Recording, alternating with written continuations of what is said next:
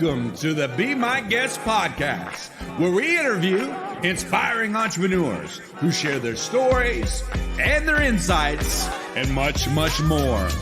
You made a great choice tuning in today to the Be My Guest podcast. Welcome and enjoy the show.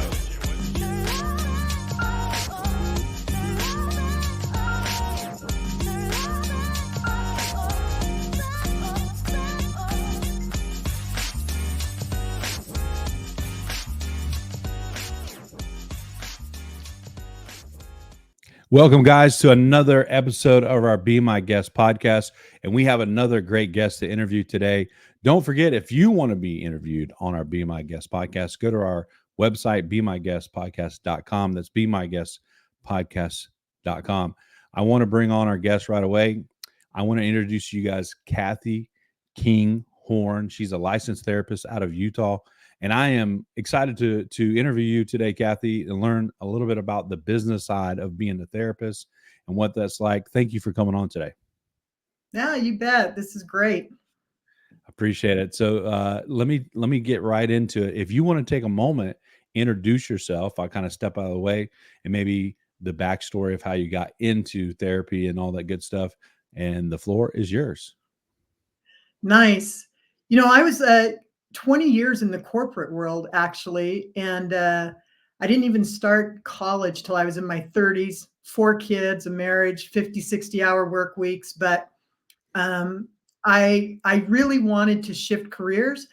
And so originally my college direction was different, but I fell in love with becoming a therapist. And so once I did, I wanted to be an entrepreneur and be on my own, open a private practice. When you're a therapist, you have to do internships and you get placed and the school says you go here and best of luck.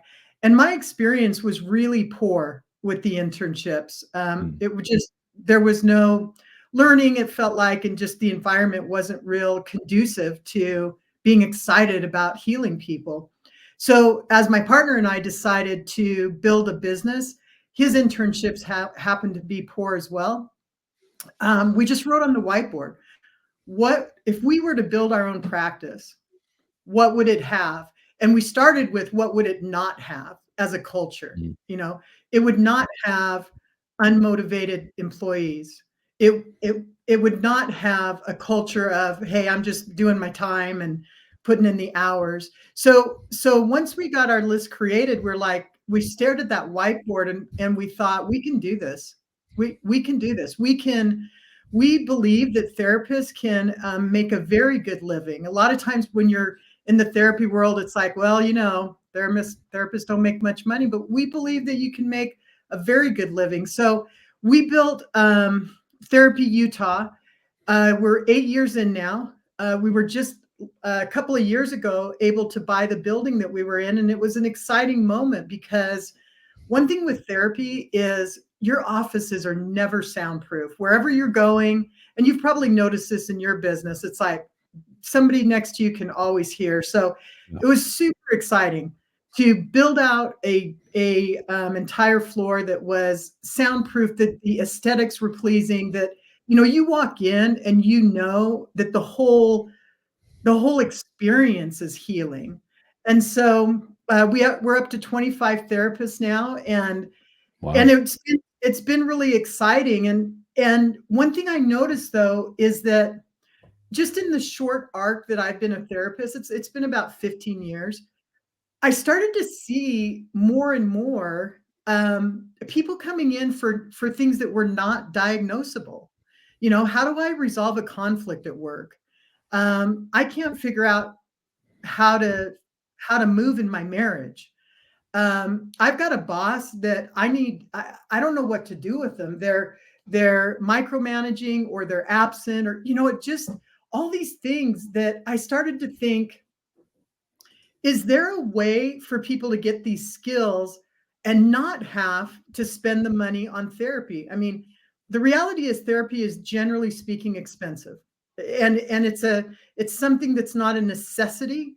And so people don't necessarily have the means to go to a therapist. And so at the very same time, my son was working. He's a videographer, and he was working with a lot of life coaches that were there's a, I'm going to just say it, there's a lot of great life coaches.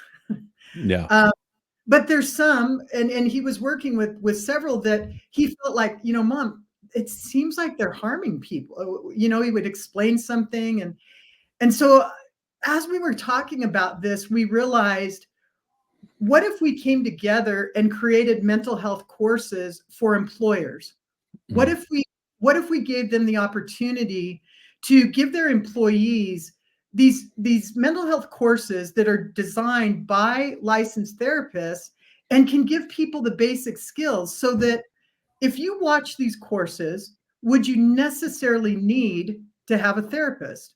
Or did they supply you with enough tools, enough skills to move you forward in a way that maybe sometimes you need to hit a therapist up, but often you don't. And so that's where the brainchild of Healful came, and that's my recent adventure, Frankie, is the opportunity to build this platform called Healful, where we have not just mental health courses, but we also have an emotional intelligent leadership certification.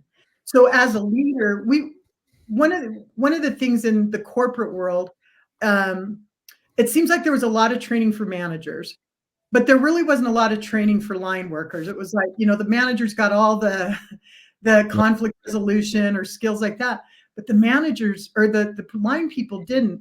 So our thought was, well, let's bring the training to the managers and bring it to the line workers, so that your organization can have a culture of emotional intelligence. So that was the brainchild for Healful, and we're just barely launching it this year.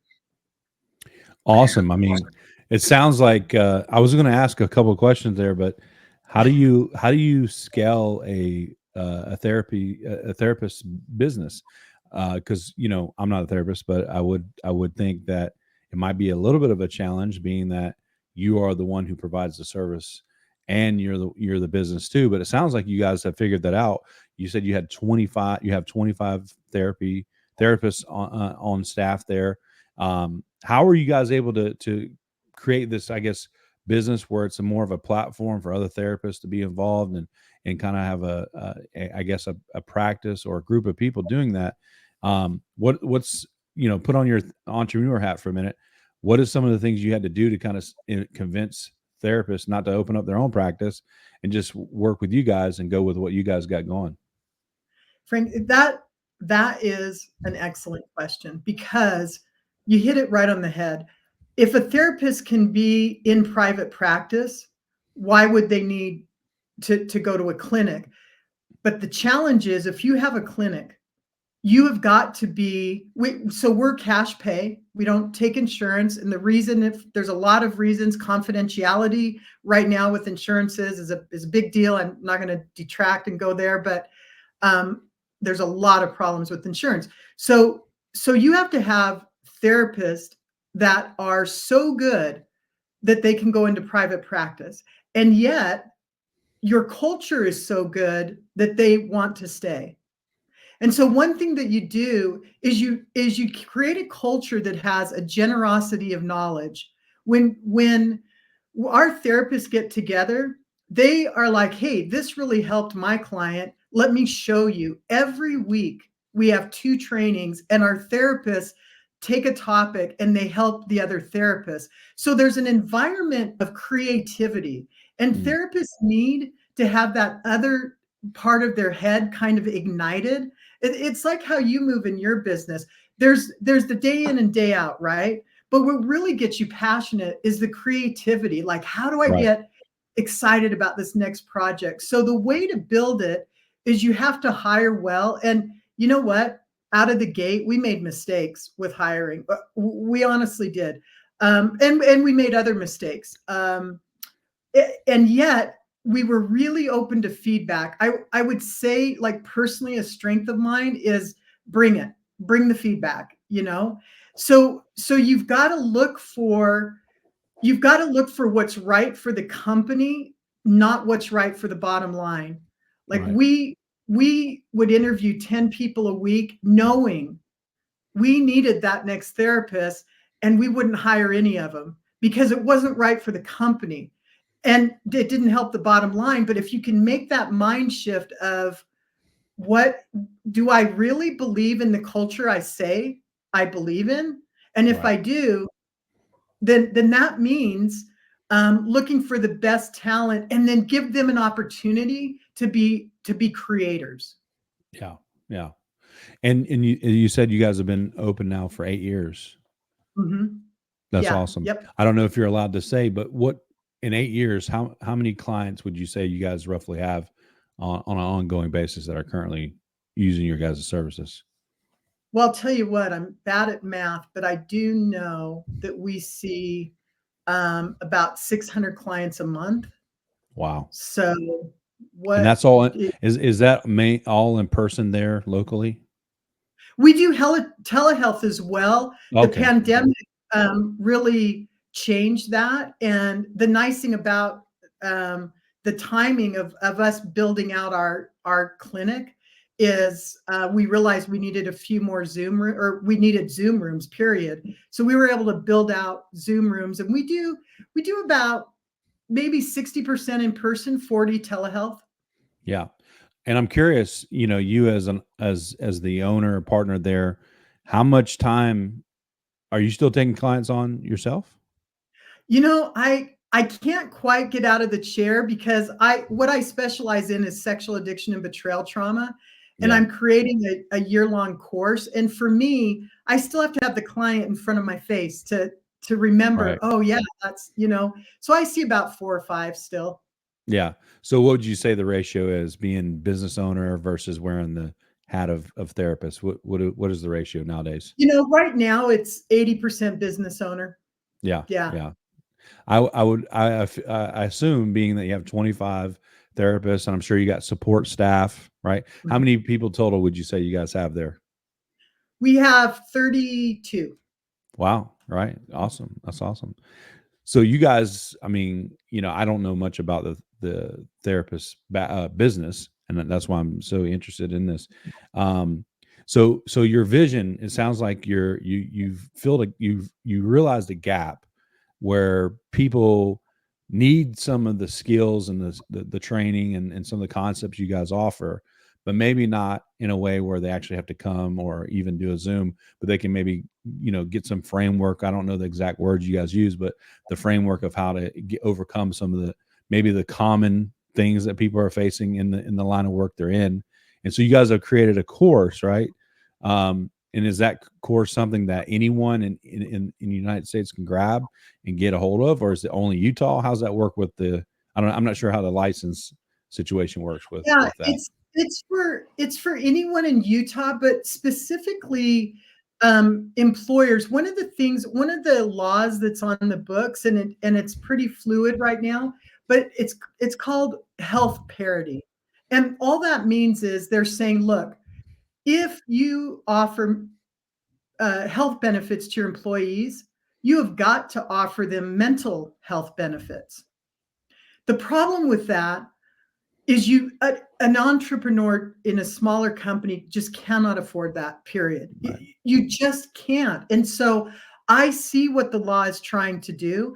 I'm not suggesting there shouldn't be parity. What I'm saying is the burden on an entrepreneur or even on a larger company is so cost prohibitive that it's a real challenge. And I think there's a better way to do it, which is let's see how far people can get by listening to these courses, doing the worksheets, I include a lunch and learn. So anybody can come to the lunch and learn and say, hey, on that empathy course, I need another example because I feel like I was showing empathy, but maybe I wasn't. Can you walk me through it? So there's that Right. open dialogue of real time getting a therapist and a very quick answer.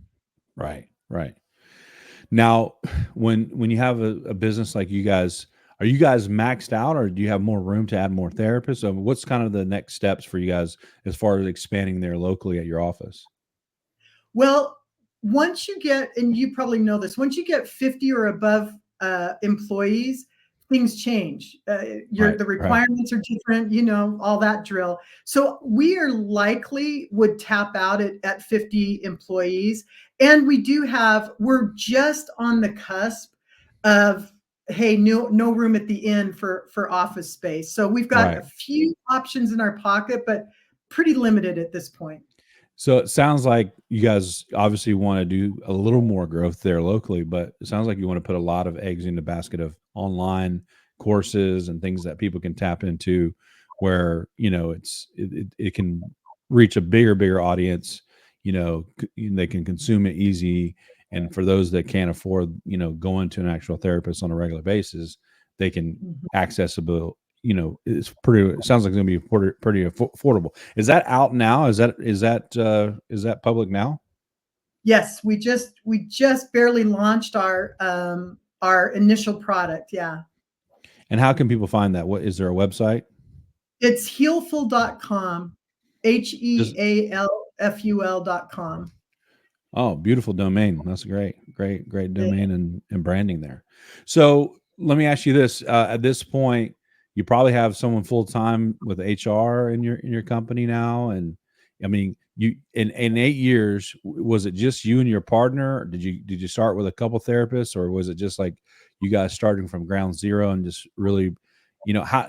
I also want to know, how does a therapist get clients? Let's talk about that part of the marketing side, if Yeah. you Yeah. will. Yeah. How Yeah. do you get clients without, you know, saying, "Hey, I think you need therapy. Come on in," you know, Right. that kind of thing. Yeah. You know what, Frankie, when we started, it was just me and my partner. And about 8 months in, actually my husband had retired. He was a banker and all this. And he came to us with a proposal. Hey, I'd like to come on as a partner. And right away I was like, that's not going to happen. You don't want a married couple. So I Right. told my partner, I said, hey, would you mind just going out to lunch and kind of, you know, making him feel like we might go forward with this? And my partner's like, sure, you bet, let's do it.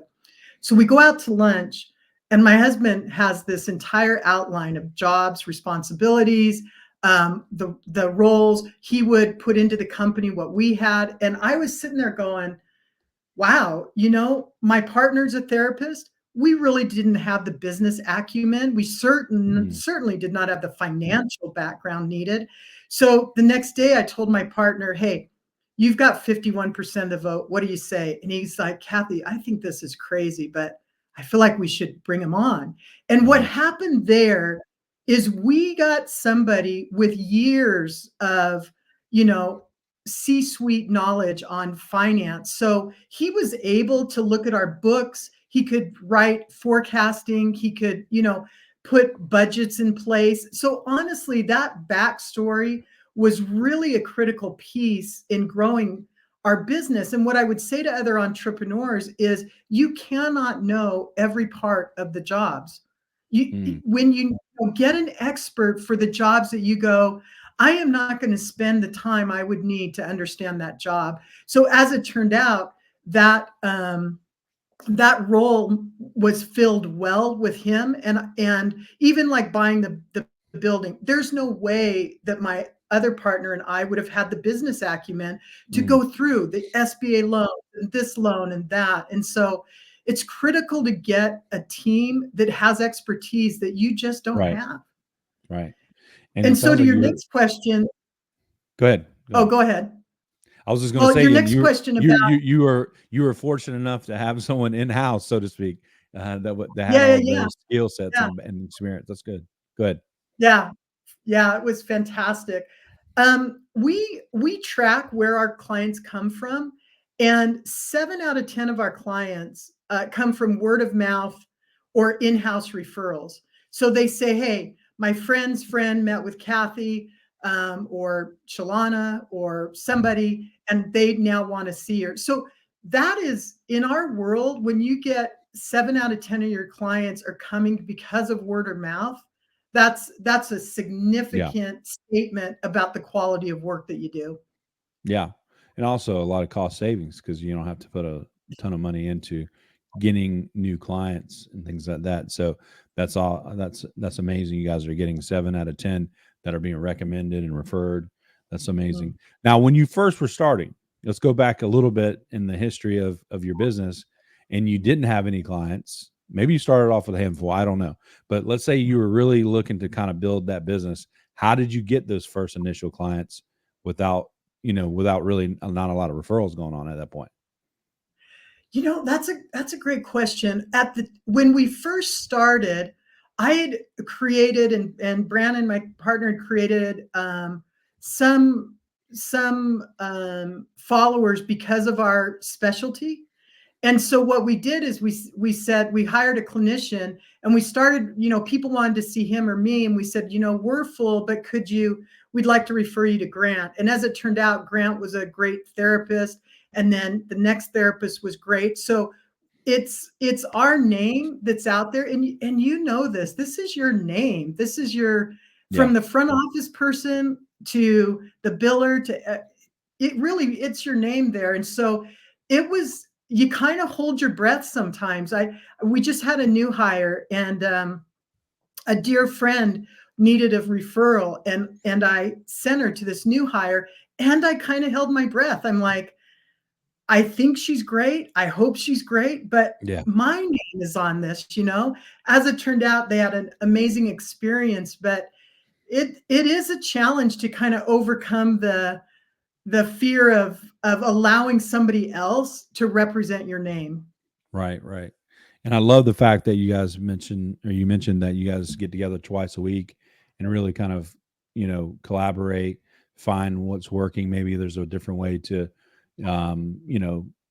communicate a concept, or maybe there's a way for people that's really taken off or whatnot, without getting stuck doing the same old, because everything has to evolve, or at least the way we communicate and relay it.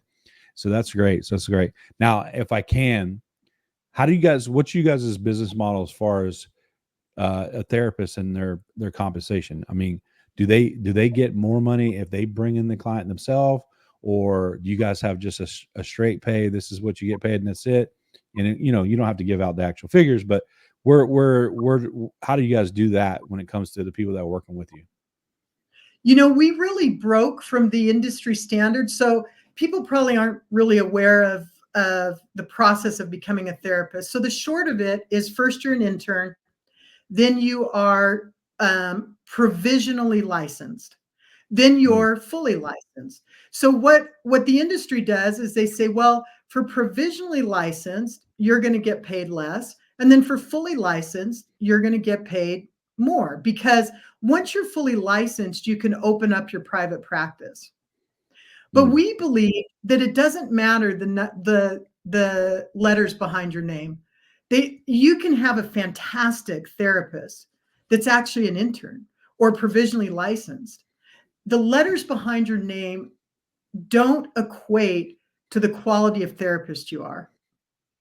So we don't dock people because they're not fully licensed. Our structure is, if you have this many clients, then this is your pay. And if you have this many clients and you've been with us for 3 years, then this is your pay, independent of the letters. Yeah. And even if you're matching a client with them, if they're successfully working with that client, they still would get a little more because they have more clients, even if you're the one matching them. Okay, gotcha. That's awesome. Yeah. So it sounds like you guys have really mastered a way for people to not have to be an entrepreneur, so to speak. They can kind of just be partners, if you will, of your business, and come in and everything's kind of set up for them. And you're providing a solution where they just plug and play, if you will, as a therapist, and then also get the benefit of working with other therapists and collaborating and hearing ideas. Sounds like a great place. Now, let me ask you, I'm not familiar with the laws, how that work. You said you're doing some therapy online or Zoom. Are you able to do that in other states, or you have to stick with just Utah? How's that work? We do. You need to just be licensed in the other state, and it's some states are more, process intense than others, but it's not too challenging. I would assume there's probably some reciprocal license situation with that. Right. Gotcha. Awesome. So you guys are really leaning towards this healful.com website, where it's a platform and people can consume, what do people expect? Do they pay a monthly fee, or how does that work for you guys? Well, right now we're set up for employers well, let me back up. The emotional leadership certification that I developed is for anyone. If you want to become an emotionally intelligent leader, you can just sign on and take that course. The rest of the platform right now is really designed for employers to come on and onboard their teams and use the content within the business that they're in. Okay. And would that be specifically for Utah employers? No, it's for anyone, and that one Okay. has no licensing need Okay. Gotcha. Awesome. That's because amazing. it's like ed. Gotcha. I was going to ask too, let's get into a little bit of, if you can share a little bit of maybe some therapy when it comes to entrepreneurs. You probably, I'm sure with the clientele you have there, you've had a client or two, if not now, that is an entrepreneur, and they have different needs than maybe someone else who isn't an entrepreneur. So I've always thought, man, a entrepreneur, if they haven't seen a therapist at once in their life, they probably should. Okay.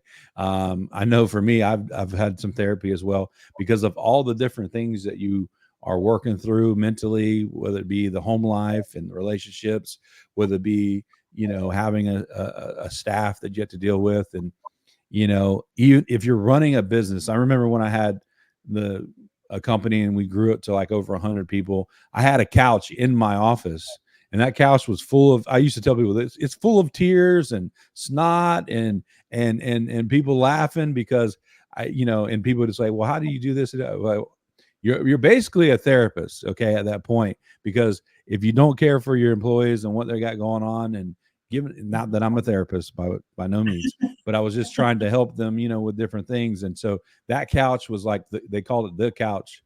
I'm going to go to the couch and sit down, and so, I can just imagine, people, being in this field, need some direction, need some places to unleash some of the things they're going through. Have you experienced working with entrepreneurs, and what's some of the common things you see that they're challenged with when it comes to that? I just I just had one in my office yesterday, and one of the challenges is you really, let me have two answers to that. One is what you focus on, you experience. So if you focus on, I have to get my team to understand that they need to be more proactive in sales, right? Then your experience is looking for any team member that's not up to the level that you believe they should, right? Because I'm focusing on just the end result. Were they productive in their sales? So, but if your focus shifts and it's like, I need to create a relationship, just like you just said with the couch experience, right? I want to create a relationship so I understand where they're at with their abilities. Do they believe that they can create more sales? So if we change it to that, then the experience is more accountability on your side. How am I moving with this? What am I doing to create an environment where they can come to me and say, I've got this idea, but I'm not sure if I can share it. I feel uncomfortable. Do they have that environment to be unsure? Do they have that environment to offer a creative solution? So pay attention in your day. What am I focusing on? If as an entrepreneur, if you had 100 employees, when you started out, the focus is, what do I need to accomplish? And you did it. And if it was a 20-hour workday, then you did it. But All as that. you grow, it's like, wait a minute, I need to shift my experience. So I need to shift my focus. And I think that's really important especially as you scale, to really look at those habits that you're bringing in and go, are these going to serve me when I scale? because Mm. I really believe our weaknesses are, sorry, I really believe our strengths are our weaknesses that I got this backwards, Frankie, sorry. No, no I problem. believe that our weaknesses are our strengths that go too far. So if you're an entrepreneur, Wait one oh, second. go For those of ahead. you, for those of us who need to break it down and slow it down and turn it around and all that good stuff. So say that again. I believe that our weaknesses are our strengths that go too far. So if I have a strength of hard work, I'm going to work hard. And that's going to be, people are going to know it. One thing they can say about me is I busted to get here. And that can go too far and become a weakness. Mm. That can take you away from self-care. That can take you away from your family obligations and responsibilities. So when it goes too far, all of a sudden now it's a weakness.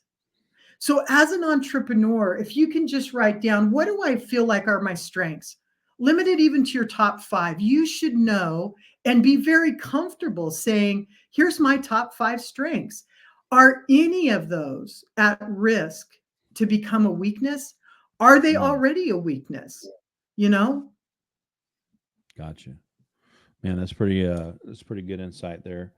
Now, what would you say for an entrepreneur who's maybe trying to balance everything, including stress, including the demand on the attention they have to put towards the business and their family without sacrificing and, like you said, turning it into a weakness.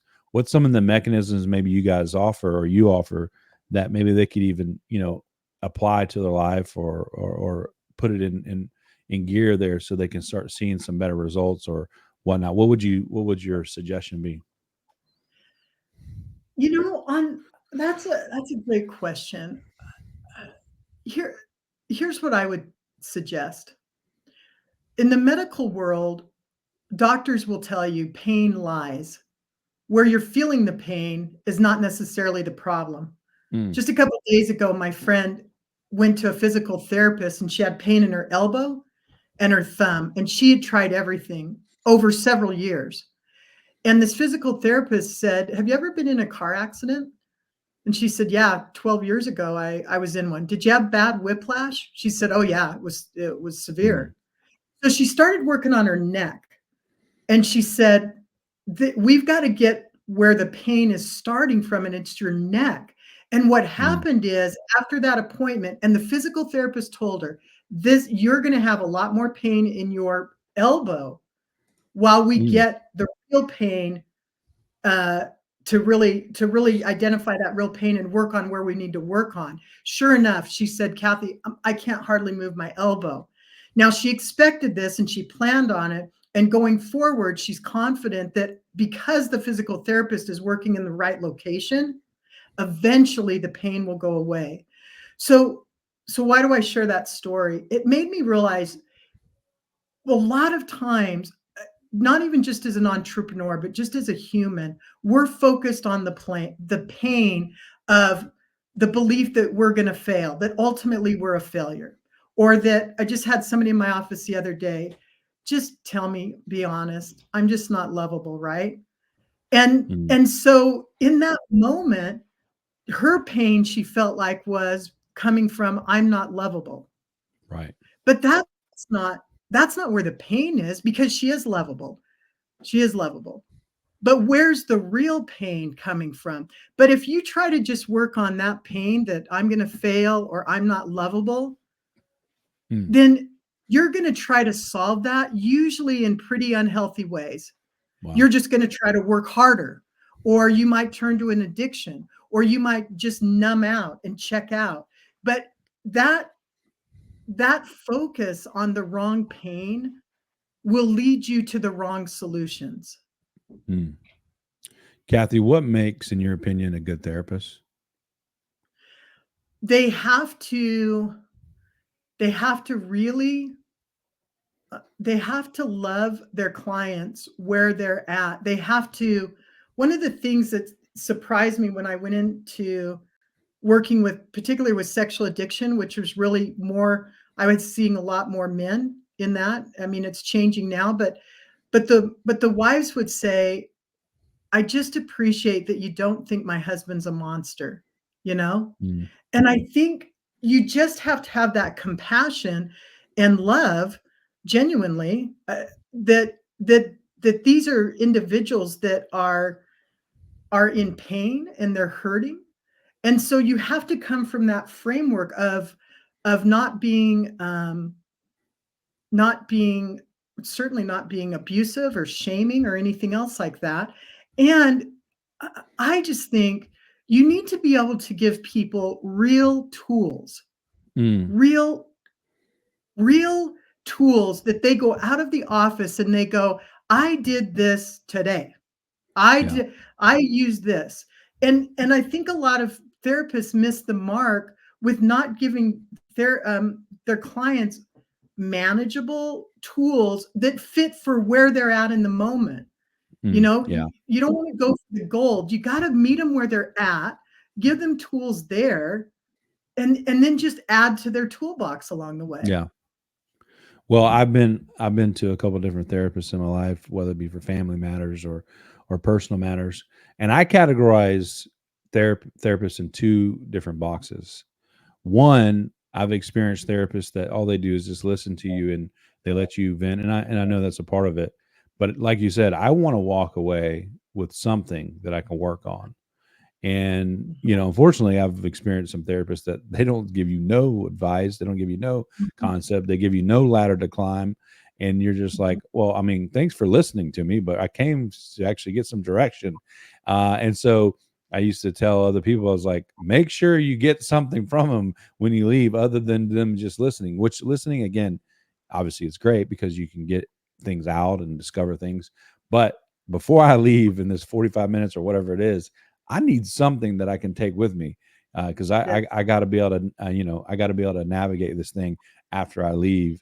And so I always categorize the good therapists are the ones who give you something other than listening, and the ones that weren't as effective for me are the ones who just listen and don't give me nothing. I'm like, hey, I can't come back. I got to have something. So uh, it sounds like Yes. you guys. It sounds like you guys give some tools and some ways to navigate the situation in between the sessions. And then I've Yes. also been on, I won't name the names, but some of these online ones that are real advertised. And, Mhm. let's say it was 45-minute session. Well, 15, 20 minutes of it was trying to get me to book the next session. Yeah. So Yeah. it was like, okay, I got 30 minutes of you listening and then 20 minutes of you trying to sell me on the next session. Yep. Okay, I see how this is going. So Yep. yeah, that's definitely been my experience on that. Let me ask you another question about therapists. How do you guys not take your work home without, I mean, there's got to be a portion of you that always has the things the things your clients need help with that you carry with you because you're a human being as well. But how do you not do it where it impacts you negatively or really, drains you or burns you out? I for me, you are thinking about clients, but I have this real nice ability to not be a therapist anywhere else in my life. Like I'm really clean on that. Sometimes people will say, "Oh, I bet you're analyzing me." And legitimately I'm like, "Nope, sure not. I, I'm not."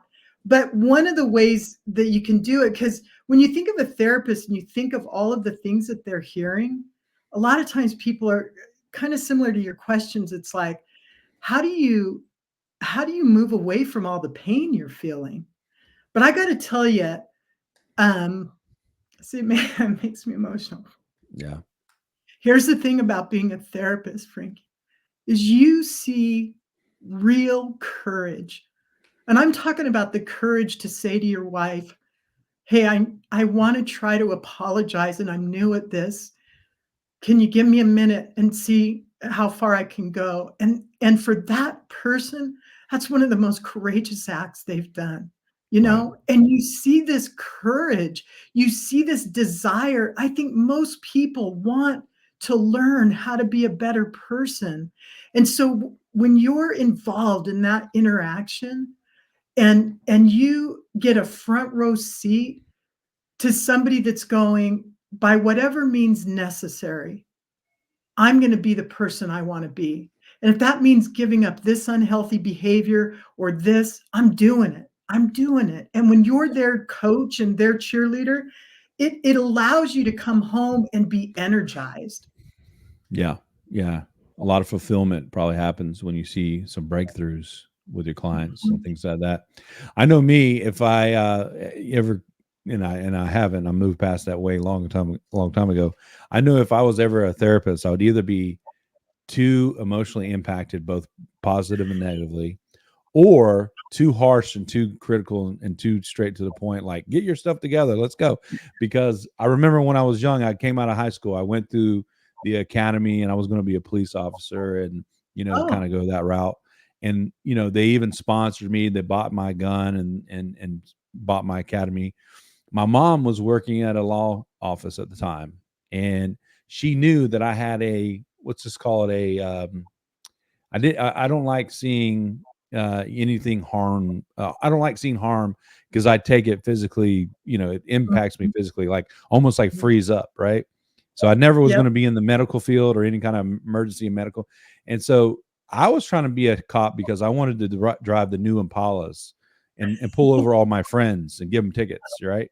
That's why I wanted to, like carry a gun and be a cool guy.